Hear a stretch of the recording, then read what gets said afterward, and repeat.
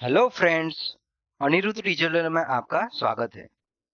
हमने हमारे पिछले वीडियो में ये देखा था कि HTML का स्ट्रक्चर एंड सिंटैक्स क्या होते हैं, फिर HTML सिमेंटिक एलिमेंट्स क्या होते हैं, फिर फॉर्म एंड इनपुट टाइप्स, ये सब हमने सीखा था। और हमने हमारे जो लास्ट पिछले जो वीडियो था उसमें सीखा था कि इमेज एंड मीडिया का यूज हम HTML कैसे करेंगे और मेटा टैग और SEO क्या होते हैं और वो कहाँ पे हम ऐड करते हैं। तो वो हेड टैग में हम उसको ऐड करते हैं, तो ये सब हमने सीखा था। तो आज की वीडियो में हम सीखेंगे कि एक्सेसिबिलिटी का अभी HTML और CSS जब वेबसाइट बनाते हैं तो उसका इम्पोर्टेंट क्या होता है। तो एक्सेसिबिलिटी वेबसाइट हम बनाते हैं तो हमें कौन सी चीजों का ध्यान रखना है वो सब हम आज सीखेंगे। और उसके बाद हम सीखेंगे कि जो HTML5 है तो उसमें एक इम्पोर्टेंट HTML5 APIs को भी अभी सपोर्ट करता है। तो उसमें जियो लोकेशन होता है, फिर वेब स्टोरेज होता है, उसमें वेब स्टोरेज के अंदर लोकल स्टोरेज और सेशन स्टोरेज होता है। उसके बाद ड्रैग एंड ड्रॉप की एपीआई होती है, वो सब हम यूज कर सकते हैं। चलो फ्रेंड्स, हम आज शुरू करते हैं। फ्रेंड्स, हमें एक्सेसिबिलिटी कंप्लायंस वेबसाइट क्यों बनानी है और अभी के जो समय है 2025 अभी आ रहा है, तो उसमें हमें एक्सेसिबिलिटी कंप्लायंस वेबसाइट अब हम क्यों बनाते हैं, उसका मेन बेनिफिट वही है कि अभी जो भी वेबसाइट जो भी लोग एक्सेस करते हैं वो लोग शायद कोई उसको कुछ चैलेंजेस होती है कि जैसे किसी को कुछ देखने में दिक्कत है, फिर किसी को सुनने में कुछ दिक्कत है, वो सब चैलेंजेस होती है और वो सब भी अभी तो वेबसाइट एक्सेस करते हैं, उसका यूज करते हैं।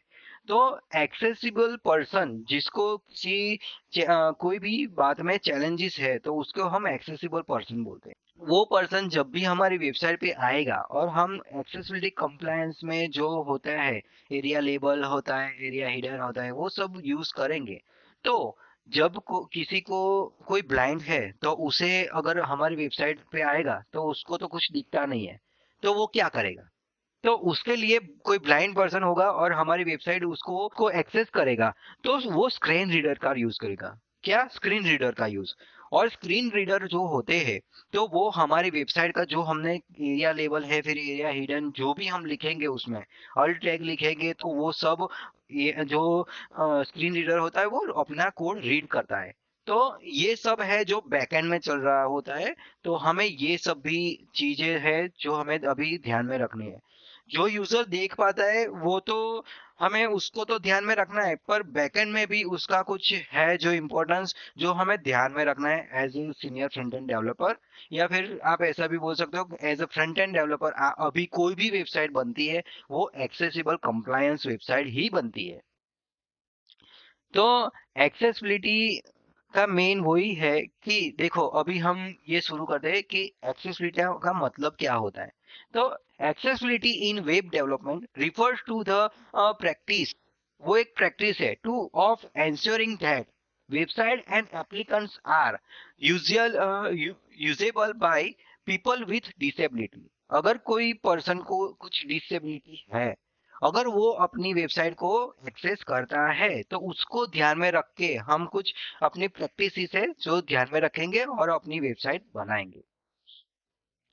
फ्रेंड्स, आपको ऐसा लग रहा है कि ये सब थियोरेटिकल हम ज्यादा जा रहे हैं, पर ये थियोरेटिकल नॉलेज ही आपको आगे जो भी वर्क करोगे उसमें इम्पोर्टेंट होगी। तो अभी के लिए हम थियोरेटिकल जा रहे हैं, पर जब हम अपनी वेबसाइट बनाना शुरू करेंगे तो ये सब अपने को बहुत इम्पोर्टेंट है और आप ये सब ध्यान में रख के बनाओगे तो डेफिनेटली आपकी वेबसाइट 100% सही हो सकती है।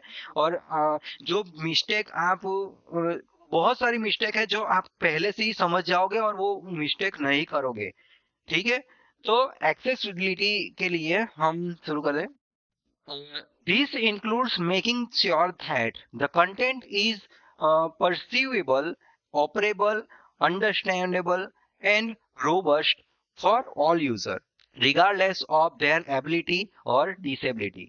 मीन्स इसका मतलब क्या है, अगर किसको डिसेबिलिटी है या फिर नहीं है तो वो उसको कंज्यूम कर पाएगा, उसको ऑपरेट भी कर सकेगा और उसको अंडरस्टैंडेबल भी होगा। तो ये सब हम अपने सभी यूजर को ध्यान में रख के बनाएंगे वेबसाइट। तो उसको हम एक्सेसिबिलिटी कंप्लायंस वेबसाइट बोलते हैं, और WCAG E11 भी बोल सकते हो। ये सब है जो एक्सेसिबिलिटी के अलग अलग नाम होते हैं, तो आपको कंफ्यूज नहीं होना है। अगर कोई WCAG बोलता है तो भी वो एक्सेसिबिलिटी के रिगार्डिंग बात कर रहा है। E11 होता है तो वो उसके रिगार्डिंग अगर वो बात करेगा तो वो एक्सेसिबिलिटी के कंप्लायंस बात कर रहा है, ठीक है। Key tools for enhancing the accessibility include area attribute, semantic HTML and alt text for the images। मैंने जैसे ही बोला कि अगर कोई स्क्रीन रीडर है वो यूज करेगा स्क्रीन रीडर का, तो स्क्रीन रीडर में एरिया एट्रीब्यूट जब हम ऐड करेंगे, उसके बाद semantic element HTML5 semantic element के साथ वो सपोर्ट करता है, और उसमें नए नए फीचर्स है। जो एक मेन बेनिफिट वो है जो सिमेंटिक एलिमेंट्स वो ला रहे हैं। तो अल्ट टेक्स्ट है, फिर जो भी हम इमेजेस रखेंगे उसमें हम अल्ट टेक्स्ट यूज करेंगे। तो अल्ट टेक्स्ट भी हम कैसे लिखेंगे वो भी मैं आपको सिखाऊंगा। अगर कोई एक छोटा बच्चा है और वो रोड पे खड़ा है, तो हम इमेज, ऐसी कोई इमेज है तो हमें उसमें लिखेंगे अ स्मॉल बॉय, या फिर a boy standing on the road, ऐसा हम लिखेंगे। नहीं कि सिर्फ इतना है कि ये इमेज है तो लिख दिया गया अबाउट इमेजेस, ऐसा नहीं लिखेंगे। जितना भी हो सके इमेज को हम डिस्क्रिप्टिव वे में लिखेंगे। अल्ट मतलब का अल्ट इमेज का मतलब ही वही होता है अल्ट टेक्स्ट का, कि अगर वो इमेज नहीं है, अगर वो लोड भी नहीं हो रही है, तो कोई वो अल्ट टेक्स्ट पढ़ेगा तो उसे पता चलेगा कि ये कौन सी इमेज थी, कौन से प्रकार की इमेज थी, या फिर ये इमेज क्या बोलना चाहती थी। वो सब हम ध्यान में रख के ही अल्ट टेक्स्ट यूज करेंगे। उसमें उसके बाद आता है area attributes for accessibility. Area attributes में क्या होता है? एरिया एट्रीब्यूट्स मींस क्या होता है? Accessible, reach, internet, applications. Attributes help to improve the accessibility. Attributes क्या कर रहा है? एक्सेसिबिलिटी को इम्प्रूव करने में आपको मदद करता है, specially for the dynamic content and complex user interface. Elements like models, sliders and interactive forms. Area attributes provide additional information to access assist, assistive technologies, example screen readers, which can improve navigate for user with disability। मैंने आपको पहले ही बताया था कि screen readers है जो ठीक तरीके से देख नहीं पाते, फिर स्क्रीन रीडर वो लोग यूज करते हैं ज्यादातर। तो कोई एक्सेसिबल पर्सन होता है तो उस वो भी स्क्रीन रीडर को यूज करता है। तो कभी कभी हम कीबोर्ड नेविगेशन होते हैं, तो लिंक एक्सेस करनी है तो कीबोर्ड में टैब की होती है, तो वो टैब दबाएंगे तो वो अपनी जितनी भी नेविगेशन है, एक नेविगेशन से दूसरी और तीसरी और जितनी भी नेविगेशन है उसमें वो मूव कर पाएगा। तो हमें वो भी एक्सेसिबिलिटी में ध्यान में रखना है। फिर है here are the some commonly used ARIA attributes. हम जो कॉमनली एरिया एट्रीब्यूट्स यूज करेंगे उसमें है होता है एरिया लेबल। तो provide a label for an element useful for the elements without visible text. Means ये जो एरिया लेबल हम लिखेंगे तो वो हमें कुछ अपने जो वेब पेज है उसमें दिखेगा नहीं, पर वो बैकएंड में वो अपना यूज होगा उसका, ठीक है। जैसे कि हमने यहाँ पे बटन के अंदर एरिया लेबल क्लोज लिखा है और उसकी ऑन क्लिक मेथड लिखी है कि क्लोज विंडो कर देगा। तो ऐसा कोई हम बटन बनाते हैं तो उसमें हम ऐसे एरिया लेबल लिखेंगे क्लोज।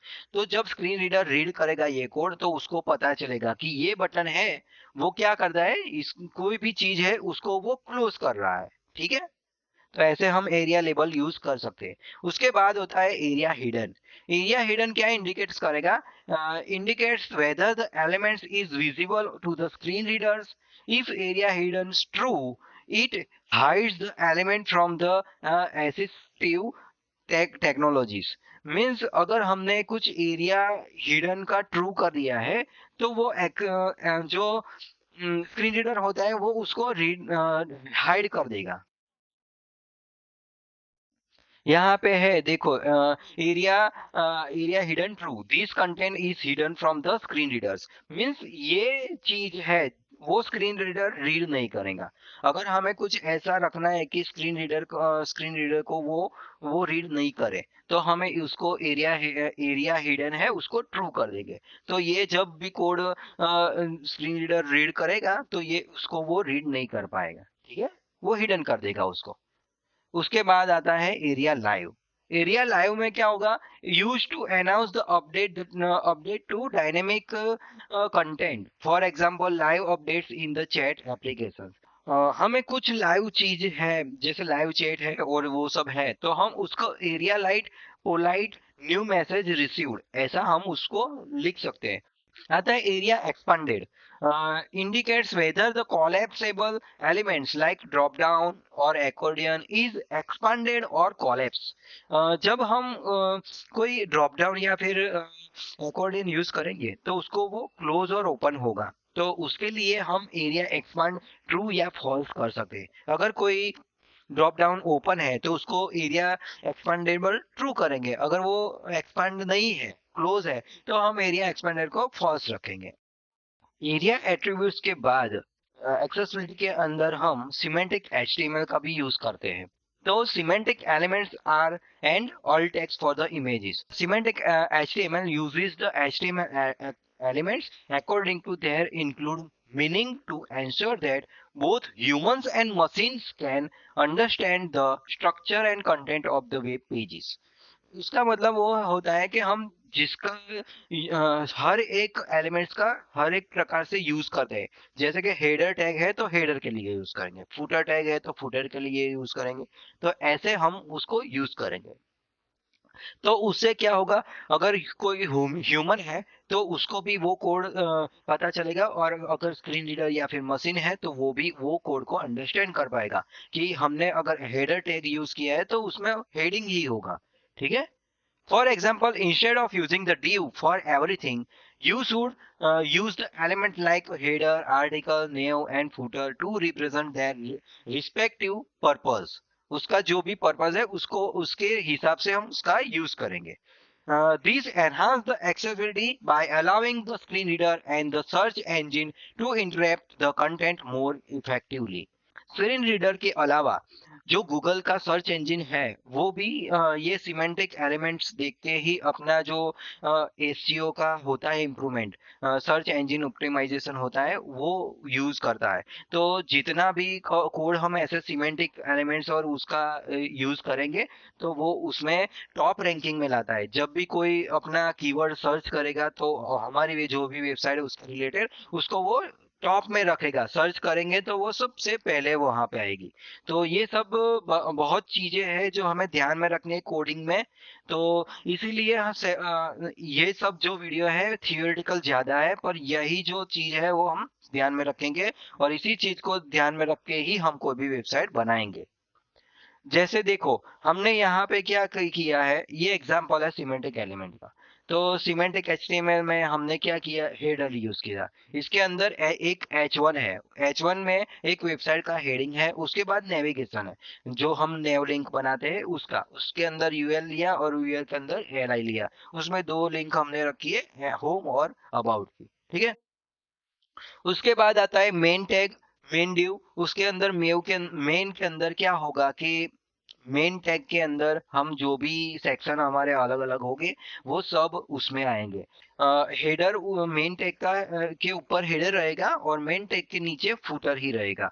जितने भी मेन टैग हम बनाएंगे वो ऐसे ही बनते हैं। और उसके बाद आएगा फूटर, ठीक है। तो इसको हम सिमेंटिक एलिमेंट बोलते हैं। और पहले क्या था, जो जब हम वेबसाइट बनाते थे HTML5 पहले नहीं था तो उसमें सिमेंटिक एलिमेंट नहीं थे, तो हम ऐसे वेबसाइट बनाते थे। देखो मैं बताता हूँ, dev.heder हेडर एंटर, फिर H1 लिया और वेबसाइट टाइटल, ठीक है। उसके बाद हम नेविगेशन है ना, तो div.nav लिखेंगे, ठीक है। उसके बाद ULLI का यूएल टैग और LI का ये जो सेम है वो मैं यहाँ पे कॉपी पेस्ट कर लेता हूँ, ठीक है। ये हेडर हो गया। उसके बाद आएगा div डॉट मेन कहाँ गया, उस div डॉट सेक्शन, ठीक है। उसके बाद आएगा div अबाउट, ठीक है। उसके बाद नीचे आएगा div डॉट फूटर, उसके बाद p टैग, उसमें फूटर टेक्स्ट हियर, ठीक है। तो पहले जो वेबसाइट बनती थी तो ये ऐसी बनती थी, देखो ऐसी,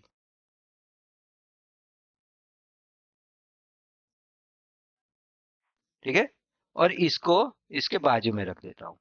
ये जो है वो सिमेंटिक एलिमेंट है, और यहाँ पे आप देखोगे तो ये बेसिक है।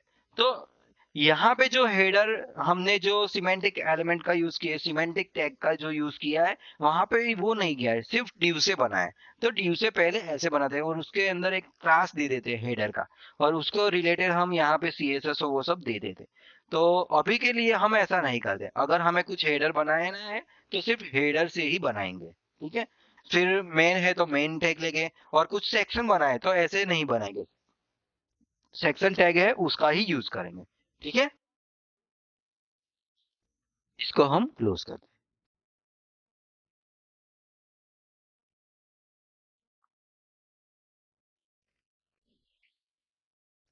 उसके बाद आता है alt text for images. For visually impaired user, screen reader can describe the image using the alt attributes. This is essential for the accessibility as it ensures that image is coded meaning even without being seen. If an image is purely decorative, you can use an empty alt text to avoid the cult- cluttering the screen reader output. Example of the alt text for the images. तो इसमें क्या बोल रहा है कि हम जब भी alt text यूज करेंगे तो वो स्क्रीन रीडर यूज करता है। तो स्क्रीन रीडर को हमें describe image using the alt attributes, हम जो भी इमेज है उसको हम डिस्क्राइब करेंगे। अगर किसी कोई विजिबल पर्सन नहीं है, देखो यहाँ पे लिखा है answer that the image convey the meaning, वो एक मैसेज कन्वे करेगा विदाउट बीइंग अ सीन। अगर वो कोई देख भी नहीं पाता है तो भी वो इमेज को क्या बोलना चाहती है वो इमेज, वो हमें उसको डिस्क्रिप्टिव वे में रखना पड़ेगा, ठीक है। तो यहाँ पे देखोगे इमेज और लोगो PNG, तो ऑल्ट टैग में हम लिखेंगे कंपनी लोगो। अगर हमने हमारी ये अनिरुद्ध डिजिटल की लोगो है तो हम यहाँ पे लिखेंगे अनिरुद्ध डिजिटल लोगो, ऐसा लिखेंगे, ठीक है। और यहाँ पे भी वो लोगो PNG जो भी है उसमें हम ऐसे यूज करेंगे। और यहाँ पे आप देखोगे तो इमेज SRC के अंदर कोई डेकोरेटिव पैटर्न है तो उसको हम ऐसे ब्लैंक में रख देंगे, ठीक है। तो हमें ऐसे ही कोई भी इमेज है तो ऐसे बनानी है, ठीक है। तो उसमें अल्टैग हम ऐसे यूज करेंगे। हमने एक्सेसिबिलिटी के अंदर ये सब सीखा है। अब एक्सेसिबिलिटी के अलावा HTML5 अभी APIs को भी सपोर्ट करता है। तो APIs क्या होती है और वो सब है जो मैं आज हम सीखेंगे। ये APIs और वो सब है जो वो बहुत एडवांस टॉपिक है, पर हम इसमें वो भी सीख लेंगे। HTML5 APIs introduce several APIs. APIs का मतलब क्या है? Application Programming Interface that allow developer to create more interactive, powerful, and user-friendly web applications. These APIs include geolocation, web storage, and drag and drop. जो APIs है वो ये सब include करती है। ये जो फंक्शनैलिटी है अलग अलग डिफरेंट तरीके की, वो हम एक्सेस कर पाएंगे। पहला है geolocation API. Geolocation API उसका मतलब क्या होता है? The Jio location API allows web applications to access the geographical location of a device. हम जहाँ हम अगर कोई वेबसाइट है हमारी और हमें उसकी लोकेशन चाहिए, जैसे कि जोमेटो है, स्विगी है, तो ये ऐसी एप्लीकेशन है जहाँ पे हमें कोई भी यूजर अगर कुछ ऑर्डर करेगा तो हमें उसका एक्सेस चाहिए कि वो कहाँ से एक्सेस कर रहा है। तो इसके लिए हम जियो लोकेशन एपीआई का यूज करते हैं, ठीक है। This is useful for apps that required location based services, जैसे भी मैंने अभी आपको बताया कि जोमेटो है, स्विगी है। फिर ऐसे ही देखो, such as maps, local weather and nearby business. ठीक है। ये सब अगर हमें कुछ उसके जो भी हमारा यूजर है वो एक्सेस करता है और हमें कुछ डिलीवरी करनी है, या फिर हमें वो जानना है कि हमारा यूजर कहाँ से हमारी वेबसाइट को एक्सेस करता है, तो हम उसकी परमिशन लेके जियो लोकेशन की मदद से हम उसका जो भी लोकेशन है वो देख पाएंगे। किसी भी कोई भी अपना यूजर है, उसकी लोकेशन हमें अगर ढूंढनी है तो हम कैसे ढूंढेंगे, वो बेसिक क्वेश्चन है। तो आपको पता होगा कि हमने पढ़ने में सीखा था कि लॉन्गिट्यूड और लैटिट्यूड, ये जो होते हैं उसके ही जो भी डायमेंशन होते हैं उससे हम उसकी लोकेशन को ट्रैक कर पाते हैं। तो हमें देखना है तो हम देखो, मैं आपको गूगल मैप में ले जाता हूँ और वहां पे आपको दिखाता हूँ कैसे हम कोई भी लोकेशन है उसको एक्सेस कैसे कर पाएंगे। फ्रेंड्स, मैंने गूगल मैप ओपन किया है, ठीक है। तो हम ऐसे ही देखते हैं कि देखो, हमें कोई यूजर यहाँ पे यहाँ से एक्सेस करता है तो उसकी लोकेशन अगर चाहिए तो हम यहाँ पे क्लिक करेंगे। देखो, मैंने यहाँ पे क्लिक किया तो आपको यहाँ पे एक लोकेशन दिखेगी। देखो, ये जो भी लोकेशन है, ये इसको हम ये लोकेशन है, इससे हमें उसकी जो भी लोकेशन है यूजर की वो हमें पता चलती है। यहाँ पे आप देखोगे नॉर्थ का ये डायमेंशन है और ईस्ट का ये वाला डायमेंशन। तो ये जो लॉन्गिट्यूड और लेटीट्यूड है उसकी मदद से हम कोई भी अपना यूजर है उसकी लोकेशन चेक कर पाएंगे। फ्रेंड्स, जियो लोकेशन का अभी तक हमने थियोरेटिकल नॉलेज लिया है, पर अब हम देखेंगे प्रैक्टिकल। तो उससे क्या आपको भी पता चलेगा कि एक्चुअली में जियो लोकेशन का एक्सेस हम कैसे कर पाएंगे, कोई भी यूजर का है उसका। तो देखो, मैंने एक HTML लिया है और उसके अंदर मैंने पहले ये सब देख लेते हैं। देखो, एक बटन है, ये बटन लिया है मैंने। उसमें एक फंक्शन को कॉल किया है, जो जब हम जावास्क्रिप्ट का भी इसमें यूज करेंगे और जावास्क्रिप्ट सीखेंगे तो ये सब भी आपको मैं सिखाऊंगा। तो अभी के लिए आप देख लो कि हम कैसे एक जियो लोकेशन का यूज कर सकते हैं। देखो, तो हमने एक बटन लिया है, उसके अंदर ऑन क्लिक का मेथड होते हैं सब अलग अलग। तो उसके अंदर एक हमने फंक्शन रखा है जियो लोकेशन का, और उसके क्लिक पे हमें जो भी यूजर है उसका लोकेशन एक्सेस करना है। और हमने अभी के लिए क्या रखा है, आईडी के अंदर लोकेशन रखा है, तो वो यहाँ पे लोकेशन दिखेगा। और इसी लोकेशन को हम अपने सर्वर से उसको गेट भी कर पाएंगे कि इसका लोकेशन हमें वो मिल जाए। ठीक है। अभी के लिए हमने ऐसा रखा है कि ये इसी पेज पे हमें वो डिस्प्ले हो जाएगा कि जो भी यूजर है उसका लोकेशन क्या है। ठीक है। उसके बाद हमने एक जावास्क्रिप्ट का कोड लिखा है, उसके अंदर हमने जियो लोकेशन का फंक्शन था, उसके अंदर हमने चेक किया है उसको। नेविगेटर डॉट जियो लोकेशन के अंदर ये सब है जो गेट करंट पोजीशन, उसकी जो भी करंट पोजीशन है उसको वो शो करेगा। अगर वो नहीं परमिशन नहीं देगा तो कोई भी ब्राउजर ऐसे हो गए तो वो ब्राउजर जियो लोकेशन एपीआई को सपोर्ट भी नहीं करेगा। तो हमें ये मैसेज वहां पे दिख रहा है तो कि जियो location is not supported by the browser. फिर वो पोजीशन को हम जो शो करना है, और अगर शो भी करवा सकते हैं और सर्वर से भी हम उसका डेटा, जो डेटा है उसको गेट भी कर सकते हैं। तो अभी के लिए हमने क्या किया, शो दिस पोजीशन, इस पोजीशन को वहां पे शो करेंगे। तो कहाँ पे, हमने जो भी लोकेशन की जो आईडी थी उसको जो इनर एचटीएमएल, क्योंकि हमें एचटीएमएल के अंदर ही रखना है। और मैंने आपने को बताया था कि लेटीट्यूड और लॉन्गिट्यूड, ये दो की मदद से हम किसी भी यूजर का कहीं से भी पूरे वर्ल्ड में कहीं से भी इसका यूज करके हम उसकी लोकेशन ट्रैक कर सकते हैं। ठीक है। This code gets users location and display the latitude and longitude. ठीक है। उसके बाद है कि देखो, ये क्या है, button. This create a button on the page labelled get my location. फिर when the button is clicked it trigger the Jio location function. We when the, मैंने जो आपको बताया वो यहाँ पे इंग्लिश में है, which is defined in the JavaScript code. ये जो जो भी जावास्क्रिप्ट कोड था उसमें वो डिफाइन कर रहा है, ठीक है। इसके बाद है पी लोकेशन, जो यहाँ पे मैंने रखा है वो this paragraphs elements with the ID location, जो हमारी जो आईडी है, ठीक है, उसको यूज करके वहां पे वो डिस्प्ले करेगा। क्या करेगा? यूजर्स की latitude and longitude once code location is retrieved. अगर वो वहां से हमें जो डेटा है वो मिल जाता है, एक्सेस, वो भी क्या होता है, हमें यूजर की परमिशन लेनी पड़ती है। यूजर की परमिशन लेने के बिना हम कुछ भी उसका जो भी डेटा है वो एक्सेस नहीं कर पाते, ठीक है। तो वो भी मैं अभी, देखो ये पूरा कोड अभी समझेंगे और मैं आपको ब्राउजर में भी लेके जाऊंगा और वहां पे भी आपको सिखाऊंगा कि देखो ये एग्जैक्ट कैसे वर्क कर रहा है, ठीक है। फिर यहाँ पे आप देखोगे कि जियो लोकेशन, जो भी जियो लोकेशन का हमने ये जो कोड लिखा है, जो मैंने अभी आपको ऐसे ही समझा दिया, वो यहाँ पे थियोरेटिकल में मैंने आपको एडवांस में सिखाया है इंग्लिश में, ठीक है। This function is called when the user click gate my location button.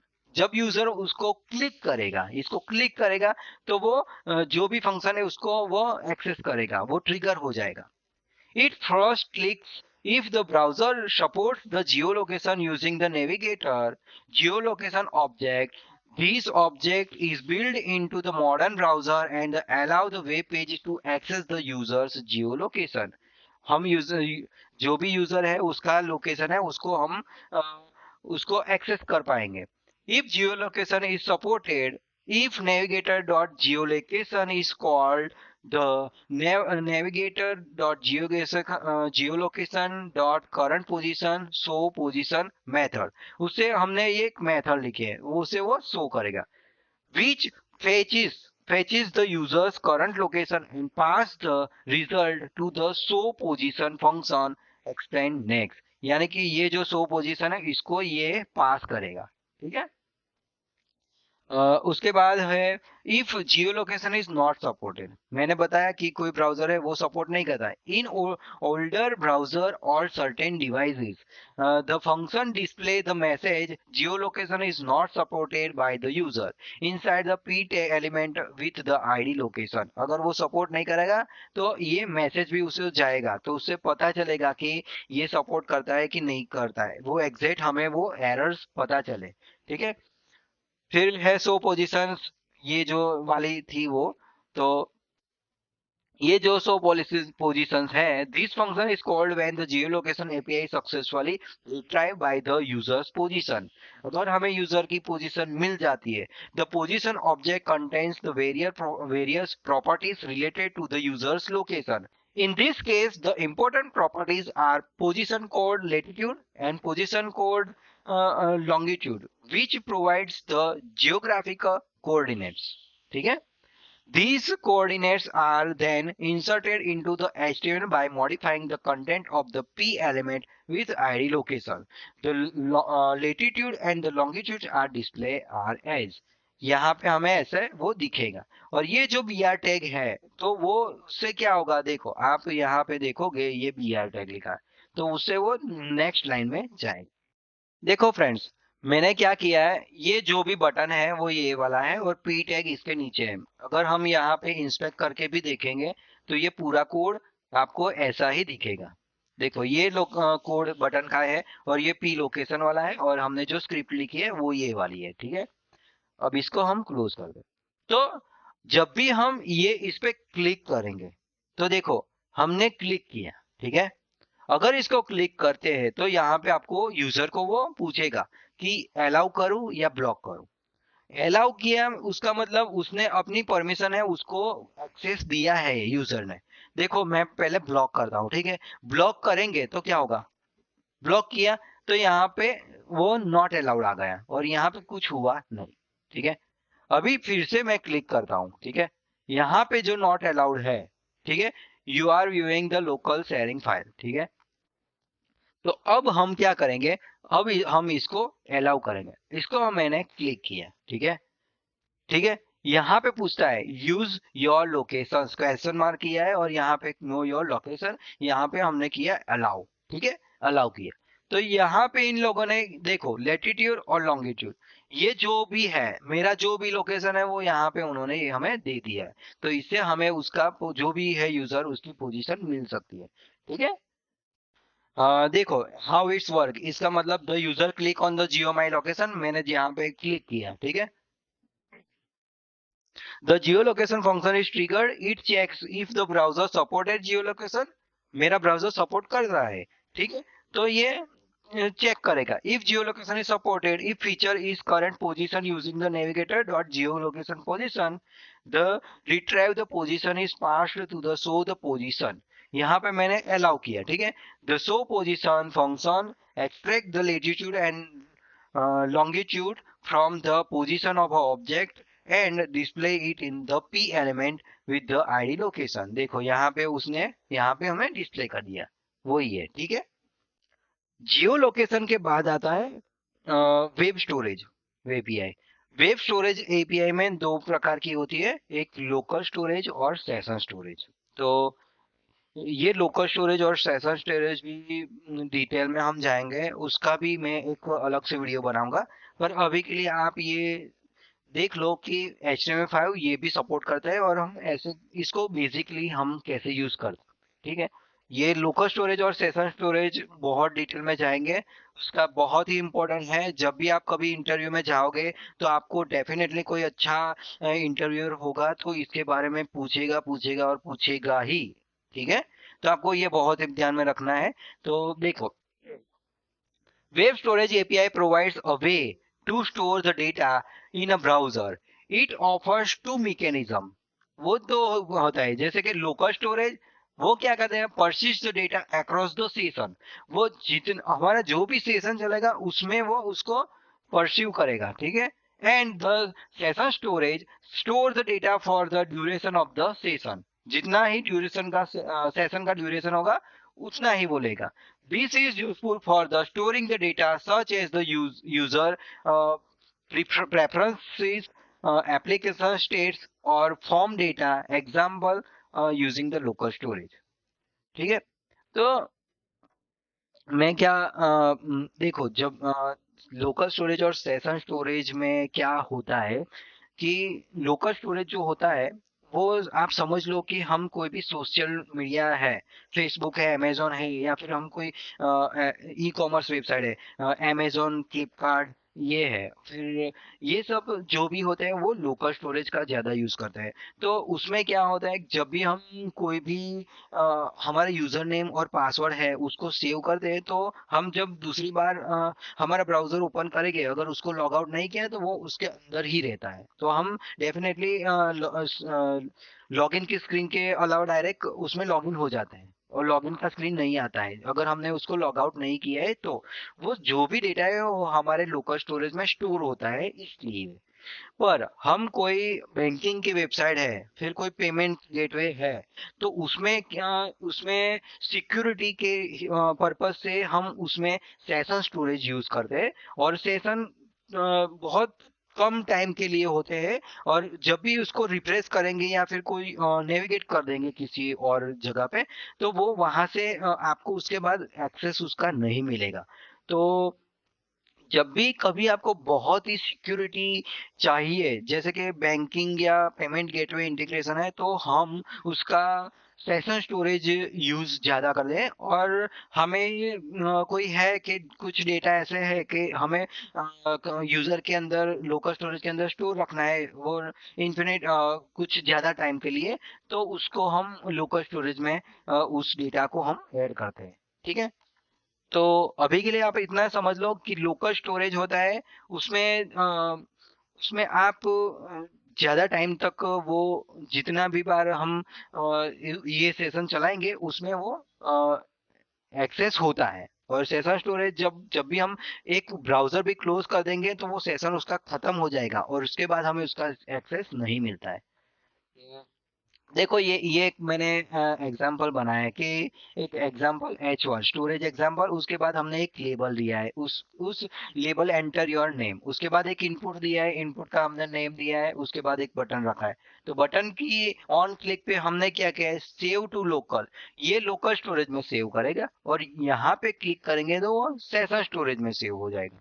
तो ये दोनों तरीके से हम मैंने एक कोड लिखा है कि ये क्लिक करेंगे, और यहाँ पे हमने लिखा है कि अगर आपने लोकल स्टोरेज में किया है तो इसका रिजल्ट यहाँ पे मिलेगा और सेशन का रिजल्ट आपको यहाँ पे मिलेगा।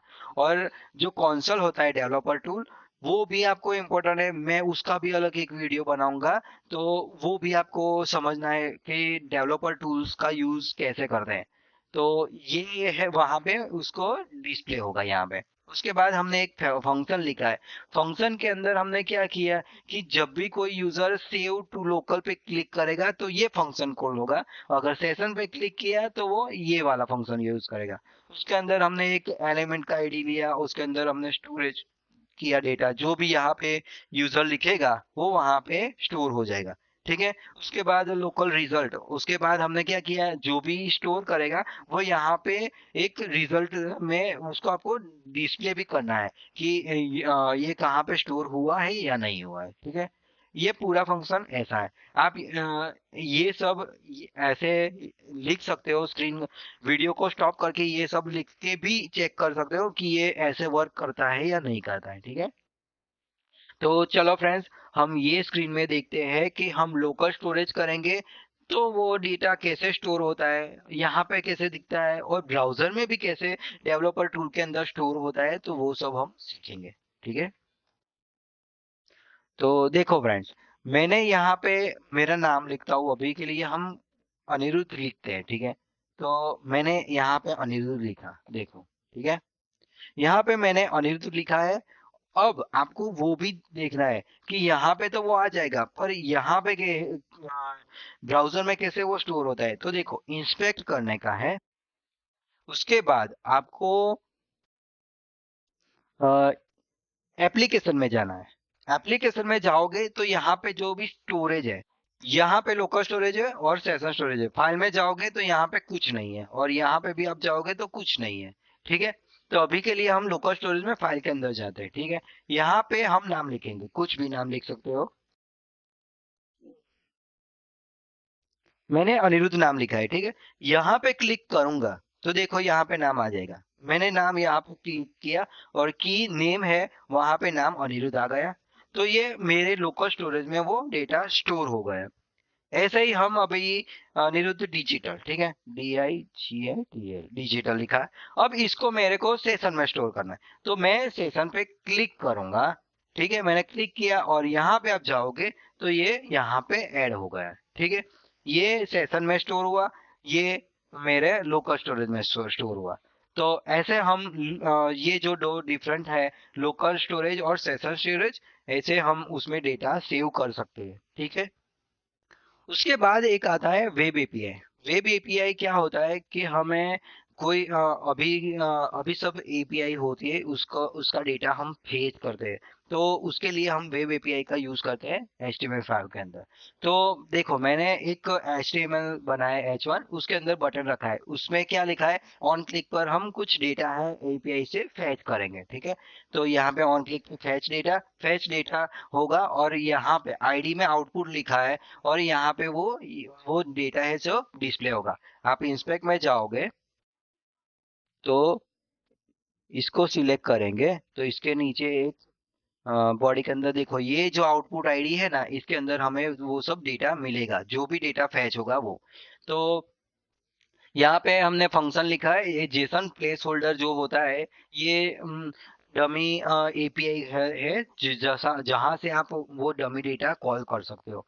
ठीक है, तो मैंने ये यूज किया है, और इसके अंदर हमने ये जो भी फैच मेथड होती है तो उसका यूज करके मैंने यहाँ पे लिखा है। तो यहाँ पे मैंने लिखा है पोस्ट डॉट टाइटल। तो आप जब भी देखो, मैं ये क्लिक करके यहाँ पे एपीआई को ओपन करके दिखा दो, तो ये जो भी एपीआई है, देखो आप यहाँ से ये एपीआई को ऐड करके अपने लिंक में यूआरएल में आप चेक कर सकते हो। ठीक है, तो यहाँ पे आप देखोगे तो यहाँ पे यूजर नेम है, आईडी है, टाइटल है, बॉडी है। आपको जो भी देखो, मैंने पोस्ट डॉट, यहाँ पे आप देखोगे लास्ट में, यहाँ पे लास्ट में देखो देखिए, यहाँ पे पोस्ट लिखा है। ठीक है, ये पोस्ट डॉट, उसके बाद आपको जो टाइटल चाहिए तो यहाँ पे टाइटल, बॉडी चाहिए तो यहाँ पे बॉडी, और ये जो भी चाहिए वो यहाँ पे आप लिखोगे तो वो आपको यहाँ पे वो डिस्प्ले होगा। ठीक है, तो यहाँ पे हम जाते हैं और यहाँ पे क्लिक करते हैं, तो ये जो भी डेटा है वो आपको यहाँ पे दिखेगा। मैंने क्लिक किया और देखो यहाँ पे जो भी है, यहाँ पे देखो आप, ये जो भी नाम है ना वो यहाँ पे होगा, ये वाला। उसके बाद डिटेल है ये वाली। तो ये जो है ना ये वाला, ये सेम ये है, ये वाला। तो ऐसे ही हम कोई भी डेटा है उसको फैच कर सकते हैं, ठीक है। वेब वर्कर क्या होगा कि हम उसके क्लिक पे वो कुछ ना कुछ काम करेगा। वेब वर्कर उसको बोलते हैं, थ्रेड में वेब वर्कर काम करता है। इसका भी मैं डिटेल में आपको वीडियो बताऊंगा को वेब वर्कर कैसे वर्क करते हैं और जावास्क्रिप्ट कैसे रन करती है, ये सब आता है तो मैं आपको वो भी सिखाऊंगा। अभी के लिए आप देख लो कि वेब वर्कर हम कैसे यूज कर सकते हैं, ठीक है। तो वेब वर्कर में क्या होगा कि हमने एक वेर वर्कर का एक वेरिएबल बनाया है, ग्लोबल वर्कर का वेरिएबल। और उसके अंदर हमने ये वर्कर का जो भी है वो वर्क का काउंट लिखा है, वो 1 है। और उसके बाद फंक्शन है कि हर एक सेकंड के अंदर यहाँ पे वेट 1 सेकंड बिफोर कंटिन्यूइंग, यानी कि वो काउंट करना शुरू कर देगा। और स्टॉप करेंगे तो वो स्टॉप हो जाएगा। अगर आपको ये कोड चाहिए तो मैं आपको मेरे डिस्क्रिप्शन में दे दूंगा। और हो सके तो आप ये लिखना सब, और लिखोगे तो आपको सब पता चलेगा कि ये कैसे वर्क करता है, ठीक है। जावास्क्रिप्ट जब भी आएगी तो मैं आप सबको ये सब आपको पता चल जाएगा कि कैसे ये सब आईडी है, पासवर्ड आईडी को यूज कर सकते हैं, फंक्शन बना सकते हैं। वो मैं सब आपको बेसिक से सिखाऊंगा। पर ये सब जो चीज है वो आपको यूजफुल रहेगी, इसलिए मैं पहले से ही आपको HTML5 के अंदर ही ये सब दिखा देगा हूँ। वेब वर्कर में क्या होगा देखो, मैंने इसको रिफ्रेश किया, यहाँ पे स्टार्ट किया, ये काउंट होना शुरू हो गया। 1 2 3 ऐसे काउंट होता रहेगा, ठीक है। ये वेब वर्कर है, वो अपना वर्क शुरू कर दिया उसने, ठीक है। अगर उसको स्टॉप करना है तो यहाँ पे क्लिक करेंगे तो वो स्टॉप हो जाएगा। देखो यहाँ पे मैंने क्लिक किया, वो स्टॉप होगा, ठीक है। अगर फिर से क्लिक करेंगे तो स्टार्ट हो जाएगा, पहले से ही काउंट करेगा, क्योंकि यहाँ पे काउंट इक्वल टू 1 हमने रखा है, ठीक है। इसको हम स्टॉप करेंगे, ठीक है। वेब वर्कर के बाद आएगा ड्रैग एंड ड्रॉप फंक्शनलिटी। मैंने यहाँ पे एक सिंबल स्टाइल शीट लिखी है और यहाँ पे एक स्क्रिप्ट लिखी है। वो स्क्रिप्ट में लिखा है कि देखो, अलाउ ड्रॉप ईवी फंक्शन यहाँ पे रखा है, और ये ड्रैग ड्रैग की फंक्शनलिटी लिखी है कि एक जो ईवी है उसमें डेटा ट्रांसफर करना है और उसको सेट करना है, ठीक है। और यहाँ पे ड्रॉप की फंक्शनलिटी लिखी है, ठीक है। ये यहाँ से ड्रैग करेंगे और यहाँ पे ड्रॉप करेंगे। ड्रैग जिसको जहां से रखना है तो इसको ड्रैग करेंगे और इसको ड्रॉप करेंगे। ये फंक्शनलिटी हमने यहाँ पे लिखी है, ठीक है। तो यहाँ पे आप देखोगे तो ये पी H2 टैग, ये पी टैग है, और यहाँ पे हमने ड्यू लिखा है। ऑन ऑन ड्रॉप ऐसा लिखना पड़ेगा आपको। ऑन ड्रॉप ये ड्रॉप इवेंट है, देखो ये देखोगे तो ये ड्रॉप इवेंट है, ठीक है। और यहाँ पे ऑन ऑन ड्रैग ओवर, अगर ये ड्रैग ओवर हो जाता है, अलाउ द ड्रॉप इवेंट। यहाँ पे उसकी इवेंट है कि यहाँ से हमने कुछ ड्रैग कर दिया है तो क्या रहेगा। उसके बाद यहाँ पे हमने पहले के लिए इसमें इमेज रखी है, इसको हम ड्रैग करेंगे तो इसके लिए हमने ये वाला यहाँ पे लिखा है। और यहाँ पे क्या रखा है, एक ड्यू लिया है, ड्यू टू ऑन ड्रॉप। अगर कुछ ड्रॉप होता है तो वो ड्रॉप वाले इवेंट चलेंगे। ऑन ड्रैग ओवर, अगर यहाँ से कुछ ड्रैग ओवर हो जाता है तो ये अलाउ करेगा ये इसको, ठीक है। ये दो फंक्शनलिटी हमने ऐड की है। तो यहाँ पे देखो ये ड्रैग ईवी और ड्रॉप ईवी, ठीक है। सबसे पहले प्रिवेंट डिफॉल्ट रखना पड़ता है, क्योंकि इसकी जो भी जावास्क्रिप्ट की पहले से जो फंक्शन होता है उसको स्टॉप करना होता है, तो इसके लिए हम प्रिवेंट डॉट डिफॉल्ट रखते हैं, ठीक है। अब इसको हम इससे ड्रैग करेंगे, देखो मैंने यहाँ से ड्रैग किया, ये यहाँ पे छोड़ दिया तो कुछ हुआ नहीं। यहाँ पे ही ड्रॉप करना पड़ेगा, क्योंकि हमने इसके ड्रैग एंड ड्रॉप ड्रॉप की यहाँ पे फंक्शन है। यहाँ से मैंने ड्रैग किया और यहाँ पे मैं छोड़ देता हूँ, तो देखो ये यहाँ पे आ गया। अब फिर से मेरे को यहाँ से यहाँ लाना है, इसको मैंने यहाँ से लिया और यहाँ पे छोड़ दिया। तो ये जो ड्रैग एंड ड्रॉप की फंक्शनलिटी है वो भी HTML5 सपोर्ट करता है, ठीक है। ये नया फीचर्स है सब जो HTML5 में इंट्रोड्यूस हुए हैं, ठीक है फ्रेंड्स। आज की वीडियो में अभी तक हमने सीखा कि एक्सेसिबिलिटी क्या होती है, उसका इम्पोर्टेंस क्या होता है। एक्सेसिबिलिटी के अंदर area label, area hidden, area live, area expanded, semantic HTML और एल टैग फॉर इमेजेस का हम यूज करते हैं। तो ये सब चीजें हैं जो एक्सेसिबिलिटी कंप्लायंस वेबसाइट में हम ध्यान में रखेंगे। उसके बाद है HTML5 एपीआई। HTML5 ये सब फीचर्स उसमें न्यू फीचर्स ऐड किए हैं। और HTML5 एपीआई इसमें क्या क्या होता है, जियो लोकेशन होता है, जिससे हमें यूजर की लोकेशन को हम लोकेशन पता कर सकते हैं। उसके बाद वेब स्टोरेज होते हैं। वेब स्टोरेज में दो प्रकार के, लोकल स्टोरेज और सेशन स्टोरेज होते हैं। वो सब हमने सीखा। उसके बाद वेब एपीआई। वेब एपीआई में जब भी हम कोई एपीआई होगी तो वहां से कुछ डेटा फैच करना है तो हम वेब एपीआई में यूज करेंगे। उसके बाद होता है वेब वर्कर। वेब वर्कर क्या होते हैं वो एक वर्कर जैसा वो काम करना शुरू कर दे, तो उसको काम करना शुरू करे और एंड करे। कब उसको एंड करना है, कब स्टार्ट करना है, तो वो सब वेब वर्कर करते हैं। तो उसके बाद होता है ड्रैग एंड ड्रॉप। हमें कोई ड्रैग एंड ड्रॉप जैसी फंक्शनलिटी बनानी है। कोई इमेजेस होते हैं, क्लाउड्स होते हैं, तो उसमें एचटीएमएल क्या होता है, एक जगह से लेके दूसरी जगह पे हमें वो ऐड करना है, तो ड्रैग एंड ड्रॉप फंक्शनलिटी हम यूज करते हैं। ठीक है फ्रेंड्स, देखो, हमने HTML5 के HTML सीखेंगे तो ये सब जो चीजें जो भी इम्पोर्टेंट थी सब हमने अभी तक के मेरे जितने भी अगले जो वीडियो थे आगे के, वो सब में मैंने एक से लेके एक तक सब सिखाया है। तो अब हम इसका यूज करके एक सिंपल HTML, उसमें नहीं हम CSS यूज करेंगे नहीं जावास्क्रिप्ट यूज करेंगे, सिर्फ HTML का यूज करके हम एक सिंपल प्लेन HTML लिखेंगे। तो ये सब हमें अभी कैसे हम इसका यूज करेंगे वो सब अब देखेंगे। और आई होप कि आपने मेरे ये जितने भी अगले जो वीडियो थे वो सब सीख देख लिए होंगे। और नहीं देखे हो तो प्लीज आप मेरी ये यूट्यूब चैनल को के प्लेलिस्ट में जाओ, और वहां पे मैंने HTML का प्लेलिस्ट रखा है, तो वो सब एक करके एक सीक्वेंस में आप देखोगे तो आपको सब ये सब पता चल जाएगा डिटेल में कि क्या आपको ध्यान में रखना है। तो मैं अब आपको एक प्लेन HTML कैसे ये सब का यूज करके बनाएंगे वो देखेंगे। और उसके बाद हम CSS का यूज करना सीखेंगे।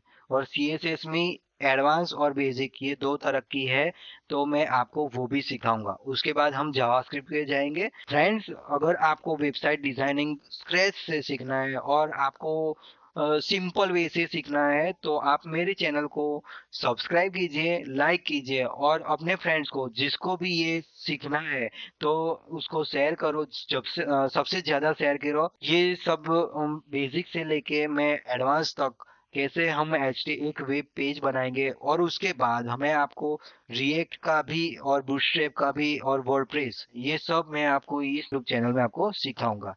ठीक है सर, थैंक यू फ्रेंड्स।